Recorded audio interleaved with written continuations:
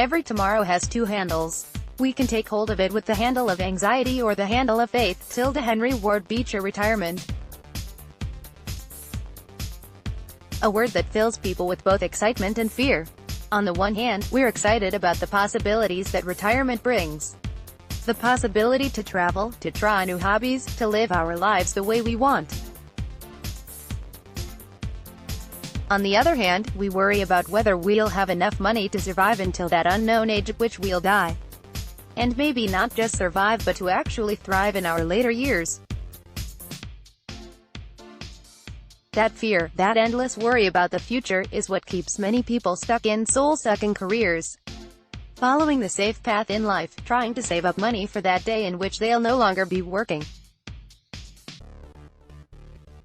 Sacrificing their one precious life in exchange for a sense of security later on. I understand those fears about the future and retirement. I recently turned 49 years old, which means that my retirement is only 15 years away. 15 years may seem like a long time, but I know that those years will pass quickly. I have some money saved up in retirement accounts and I will also receive a small pension. And hope y'all also receive money from Social Security. Will that be enough? And how long will that money last? I have no idea. My retirement years could have been a lot different. 3 times in my life I've walked away from jobs that paid me lots of money and paid generous retirement benefits. My friends who decided to stay in those jobs will likely have few worries when they retire. So yes, I gave up a lot of money in a secure retirement. But I also saved my soul in the process. Those jobs I walked away from, they were destroying me. I hated being stuck in a cubicle. I hated sitting in front of a computer all day long. I hated writing pointless memos. I hated going to meetings to talk about things that I didn't care about.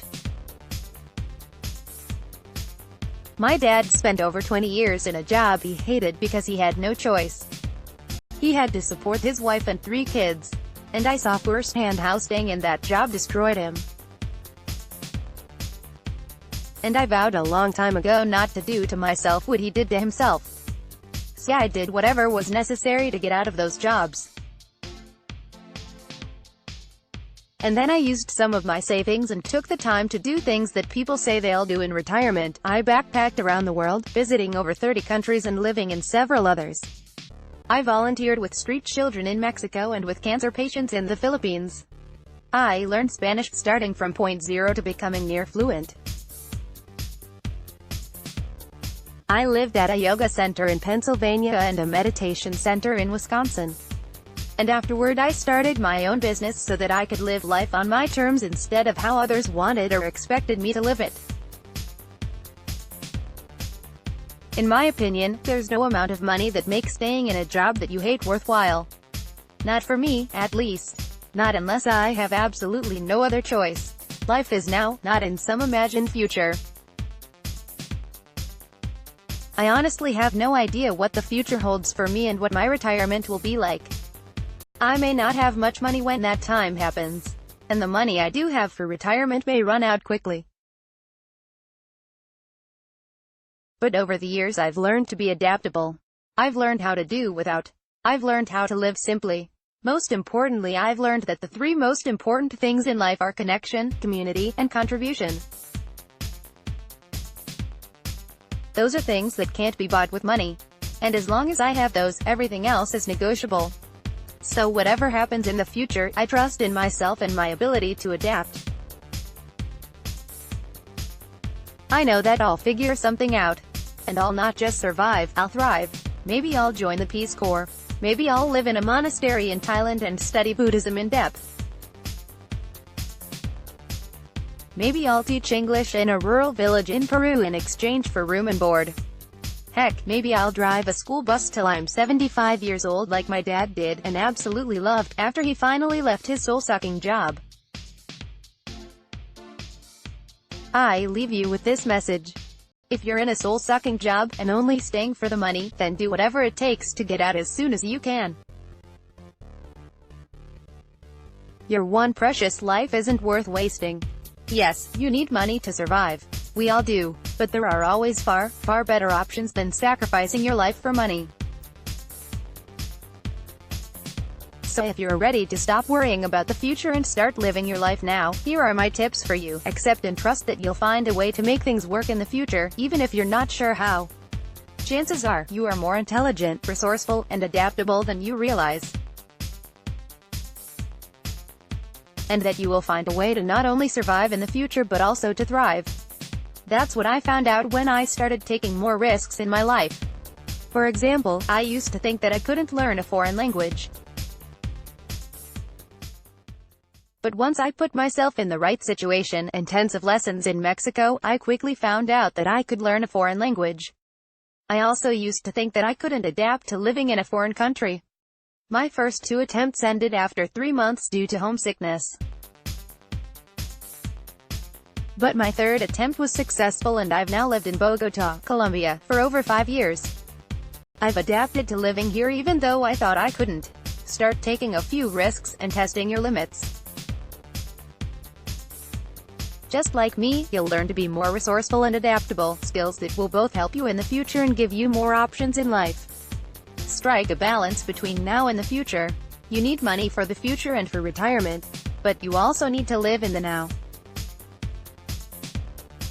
Aim to strike a balance between those two competing desires. Do everything you can to live your life now while also preparing for the future. For example, when I go out to eat with my friends, they will often order a glass of wine, an appetizer, a main course, and dessert, spending $50 per person. I, on the other hand, only order a main course and drink water, spending $10 minus $15. I still get to enjoy a nice meal in the company of my friends, living now, while spending a lot less money, preparing for the future. Give up the idea that life has to look a particular way.